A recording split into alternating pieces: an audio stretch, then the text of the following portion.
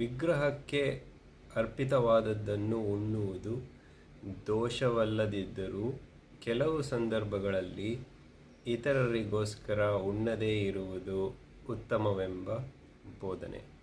ಇದು ಕ್ರೈಸ್ತ ಸಭೆಯಲ್ಲಿ ಒಂದು ಹೊಸದಾದ ಒಂದು ತೊಂದರೆ ಹುಟ್ಟುಕೊಂಡಿತು. ಯಾಕಂದರೆ ಎಷ್ಟೊಂದು ವಿಧ ಥರ ರೀತಿಯಲ್ಲಿ ಜನರು ರಕ್ಷಣೆ ಹೊಂದುತ್ತಾ ಇದ್ದರು. ಅವರು ಕ್ರೈಸ್ತ ಸಭೆಗೆ ಬಂದರೆ ಯಾವ ಥರ ಏನು ವಿಷಯಗಳು ಹೊಸದಾಗಿ ಕಾಣ್ತಾರೆ, ಯಾವ ವಿಷಯಗಳು ಅವರಿಗೆ ಹಿಡಿಸದೇ ಇರಬಹುದು, ಈ ವಿಚಾರವನ್ನು ನಾವು ಗಮನಕ್ಕಿಟ್ಕೋಬೇಕು ಅಂತ ಅಪೊಸ್ತಲ ಪೌಲನು ಆ ಸಮಯದಲ್ಲೇ ಕ್ರಿಸ್ತ ಸಭೆಗೆ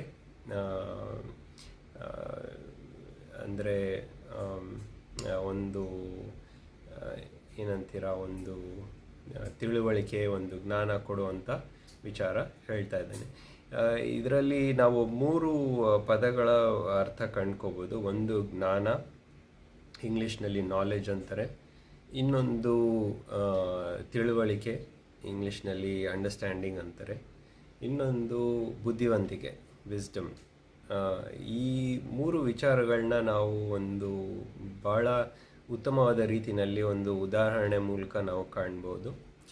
ಮೊದಲನೇ ವಾಕ್ಯದಲ್ಲಿ ಹೀಗಿದೆ, ನೀವು ಮನೆಯಲ್ಲಿ ಈ ಅಧ್ಯಯನ ಪೂರ್ತಿಯಾಗಿ ಓದಬೇಕು. ಆದರೆ ನಾನು ಬರೀ ಮೊದಲನೇ ವಾಕ್ಯದಲ್ಲಿ ಓದ್ತೀನಿ. ವಿಗ್ರಹಕ್ಕೆ ನೈವೇದ್ಯ ಮಾಡಿದ ಪದಾರ್ಥಗಳ ವಿಷಯದಲ್ಲಿ ಈಗ ನೋಡೋಣ. ನಮ್ಮೆಲ್ಲರಿಗೆ ಜ್ಞಾನವುಂಟೆಂದು ಬಲ್ಲೆವು. ಜ್ಞಾನವು ಉಬ್ಬಿಸುತ್ತದೆ, ಪ್ರೀತಿಯು ಭಕ್ತಿ ವೃದ್ಧಿಯನ್ನುಂಟು ಮಾಡುತ್ತದೆ.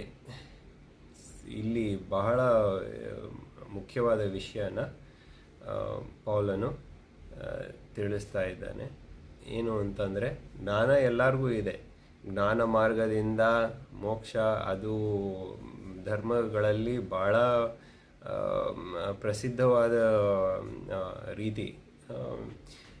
ಜಾಸ್ತಿ ಜ್ಞಾನ ಇದ್ದರೆ ನನಗೆ ಜಾಸ್ತಿ ಗೊತ್ತು, ನನಗೆ ಬೇರೆಯವ್ರಿಗಿಂತ ಜಾಸ್ತಿ ತಿಳಿದಿದೆ ಅಂತ ಒಂದು ಅಹಂಕಾರನೂ ಬರುತ್ತೆ.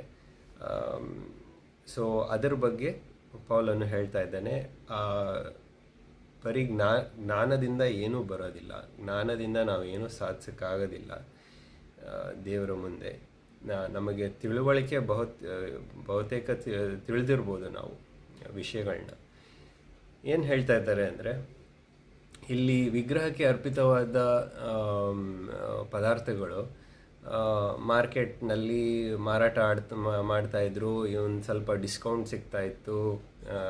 ಕಮ್ಮಿ ನಲ್ಲಿ ಸಿಕ್ಕಿದ್ರೆ ಯಾರಿಗೆ ಬೇಡ ಅಂತಾರೆ. ಸೊ ತಗೊಂಡು ತಿನ್ಬೋದಾಗಿತ್ತು. ನಮಗೆ ಗೊತ್ತು ವಿಗ್ರಹ ಅಂದರೆ ಏನೂ ಇಲ್ಲ, ಅದಕ್ಕೆ ಅರ್ಥ ಇಲ್ಲ, ಅದರ ಹಿಂದೆ ಏನು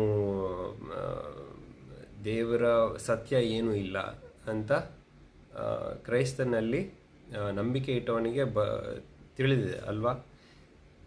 ಹಾಗಾಗಿ ನಾವು ಹೋಗಿ ಅದು ವಿಗ್ರಹಕ್ಕೆ ಅರ್ಪಿತವಾದ ಇದು ಪದಾರ್ಥ ಅಂತ ತಿಳಿದಿದ್ದು ನಾವು ಅಂಗಡಿಯಿಂದ ತಗೊಂಡು ನಾವು ತಿನ್ಬೋದಾಗಿತ್ತು. ಕರೆಕ್ಟಾ? ಆದರೆ ಪೌಲನ್ ಏನು ಹೇಳ್ತಾ ಇದ್ದಾನೆ ಅಂದರೆ, ನಿಮ್ಮಲ್ಲಿ ಇಷ್ಟೆಲ್ಲ ತಿಳುವಳಿಕೆ ಇದೆ, ಆದರೆ ಯಾರೋ ಒಬ್ಬ ಹೊಸೊಬ್ಬರು ಕ್ರೈಸ್ತ ಸಭೆಗೆ ಬರ್ತಾರೆ, ಅಥವಾ ನೀವು ಕ್ರಿಸ್ತನಲ್ಲಿ ಕರ್ಕೊಂಬರ್ತೀರಾ, ಸುವಾರ್ತೆನ ಸಾರಿ ಹೇಳಿ ಅವರು ನಂಬ್ತಾರೆ. ಮತ್ತು ನೀವು ಮಾರ್ಕೆಟಿಗೆ ಹೋಗಿ, ಅಂಗಡಿಗೆ ಹೋಗಿ ವಿಗ್ರಹಕ್ಕೆ ಅರ್ಪಿತವಾದ ಪದಾರ್ಥನ ಕೊಂಡ್ಕೊಂಡು ಬರ್ತಾ ಇದ್ದೀರಾ ಅಂತಂದರೆ ಒಂಥರ ಅವರ ಮನಸ್ಸಿಗೆ ಒಂಥರ ಧಕ್ಕೆ ಉಂಟಾಗಬಹುದು. ಅದನ್ನು ಮನಸ್ಸಿನಲ್ಲಿ ಇಟ್ಕೊಳ್ಳಿ. ಇಲ್ಲ, ನನಗೆ ಸ್ವಾತಂತ್ರ್ಯ ಇದೆ, ಕ್ರೈಸ್ತನಲ್ಲಿ ನಾನು ಏನು ಬೇಕಾದರೂ ಮಾಡ್ಬೋದು, ಲಿಬರ್ಟಿ ಅಂತ ಹೇಳ್ಬೋದು. ಆದರೆ ಆ ಸಮಯದಲ್ಲಿ ಆ ಥರ ಹೇಳೋದು ಸರಿಯಲ್ಲ ಅಂತ ಪೌಲನ್ ಹೇಳ್ತಾ ಇದೆ. ನಾವು ನಮ್ಮ ಸ್ವಾತಂತ್ರ್ಯನ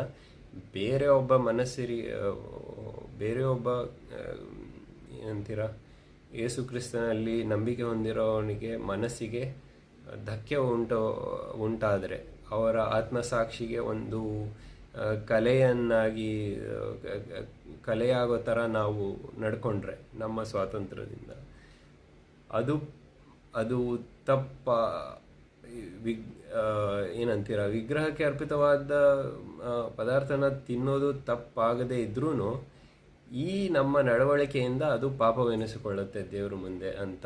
ಇದು ಭಾಳ ಮುಖ್ಯವಾದ ವಿಚಾರ ಜ್ಞಾಪಕ ಇಟ್ಕೊಳ್ಳೋದು.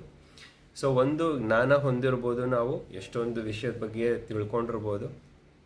ಎರಡನೇ ವಿಚಾರ ಏನು ಅಂತಂದರೆ ತಿಳುವಳಿಕೆ. ಈ ನಾವು ತಿಳ್ಕೊಂಡಿರೋ ವಿಚಾರಗಳೆಲ್ಲ ಹೇಗೆ ಒಂದು ಒಟ್ಟಾಗಿ ಹೊಂದಿಕೊಳ್ಳುತ್ತೆ ಆ ವಿಚಾರನೂ ನಮಗೆ ತಿಳಿದಿರ್ಬೋದು. ಯಾಕಂದರೆ ಭಾಳಷ್ಟು ವರ್ಷದಿಂದ ನಾನು ಚರ್ಚಲ್ಲಿದ್ದೀನಿ, ಭಾಳ ಅಧ್ಯಯನ ಮಾಡಿದ್ದೀನಿ, ಆ ಥರ ಎಲ್ಲ ಯೋಚನೆ ಮಾಡ್ಬೋದು. ಆದರೆ ಇದಕ್ಕಿಂತ ಹೆಚ್ಚಾದ ವಿಷಯ ಏನು ಅಂತಂದರೆ ನಮಗೆ ದೇವರ ಮನಸ್ಸು, ದೇವರ ಪವಿತ್ರಾತ್ಮದಿಂದ ನಮಗೆ ಬರೋ ಅಂಥ ಒಂದು ಉತ್ತಮವಾದ ಆಲೋಚನೆ ಬೇಕು. ಅದಕ್ಕೆ ಬುದ್ಧಿವಂತಿಕೆ ಅಂತಾರೆ. ನಾವು ಎಷ್ಟು ಓದಿದ್ದೀವಿ, ನಾವು ಎಷ್ಟು ಸಂಪಾದನೆ ಮಾಡಿದ್ದೀವಿ, ಅದರಿಂದ ಬುದ್ಧಿವಂತಿಕೆ ಬರೋದಿಲ್ಲ. ಸೊ ಇಲ್ಲಿ ಬುದ್ಧಿವಂತಿಕೆ ಅನ್ನೋದು ನಮಗೆ ನಮ್ಮ ಸ್ವಾರ್ಥಕ್ಕೋಸ್ಕರ ನಾವು ನಮ್ಮ ಸ್ವಾತಂತ್ರ್ಯನ ಉಪಯೋಗಿಸ್ಕೊಳ್ಳೋದು, ಅದು ಬುದ್ಧಿವಂತಿಕೆ ಅಲ್ಲ, ಅದು ತಪ್ಪು ಅಂತ ಹೇಳ್ತಾ ಇದ್ದಾನೆ. ನಮ್ಮ ಬುದ್ಧಿವಂತಿಕೆ ದೇವರ ಕಣ್ಣಿನಲ್ಲಿ ಏನು ಅಂತಂದರೆ ನಮ್ಮ ಸ್ವಾತಂತ್ರ್ಯನ ಬೇರೆಯವರಿಗೋಸ್ಕರ, ಸ್ವಾರ್ಥಕ್ಕೋಸ್ಕರ ಅಲ್ಲ, ಬೇರೆಯವರ ಬೆಳವಣಿಗೆ ಮತ್ತು ಏಳಿಗೆಗೋಸ್ಕರ ನಾವು ಉಪಯೋಗಿಸಿದ್ರೆ ಅದು ದೇವರ ಮುಂದೆ ಬಹಳ ಸರಿ ಅಂತ ಅನ್ನಿಸ್ಕೊಳ್ಳುತ್ತೆ. ಓಕೆ.